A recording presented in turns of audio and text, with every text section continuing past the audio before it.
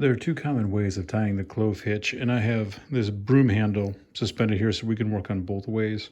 And the first is when you're tying your rope onto a spar or a tree or a branch where you don't have access to both ends. So we're just going to slide this further, and we're going to pretend that we can't get to either end, and we have to somehow tie a clove hitch onto this bar.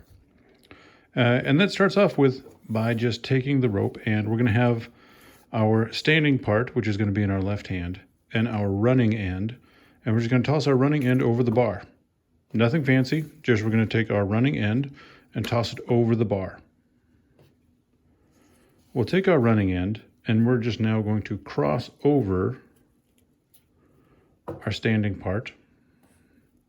See, nothing fancy so far. In fact, I'll take it all over again. We're just going to take our rope, throw it over our bar,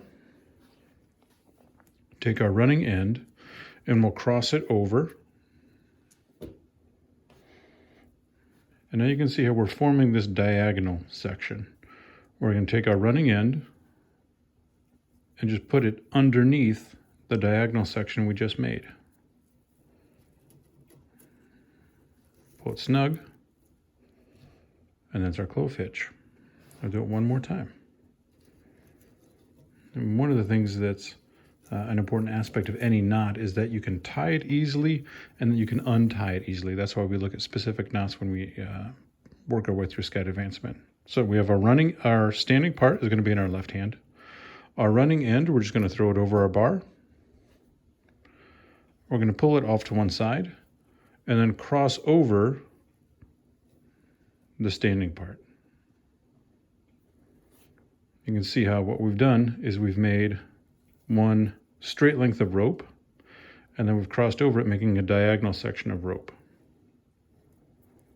And all we need to do is take the rest of our running end and go underneath that diagonal. Pull it snug, and that's our clove hitch. So that's the first way to tie a clove hitch. It's going to be the most traditional way. The second way is when we have access to the end of a spar, or the end of a branch, or the end of a post, or the end of a tent stake. And to do that, what we're just going to slide this out of the way, is we're going to take our rope, and in our running end, we're going to put two loops, and there's going to be two underhand loops. So we're going to take, and we're just going to make an underhand loop. It's underhand because the running end of our rope goes under the standing part. We'll take one and make another underhand loop. So we have two underhand loops, first one and second one. All we're going to do is we're going to take the second one and put it on top of the first.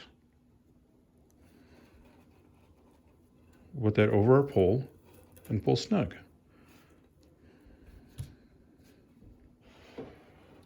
And that's our clove hitch.